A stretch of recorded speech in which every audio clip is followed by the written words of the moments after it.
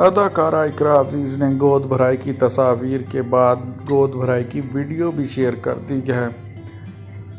Video में अदाकारा की वालदा और ससुराली और करीबी अजीज़ ख़वातीन को उनकी गोद में फल वगैरह रखते हुए दिखाया गया है और गोद भराई की रवायती रस्म की अदायगी को मुकम्मल किया गया। इससे पहले इकरा अजीज़ ने अपने गोद भराई की तस्वीर सोशल मीडिया पर शेयर की थी, लेकिन आज उन्होंने अपनी गोद भराई की वीडियो भी शेयर कर दी है।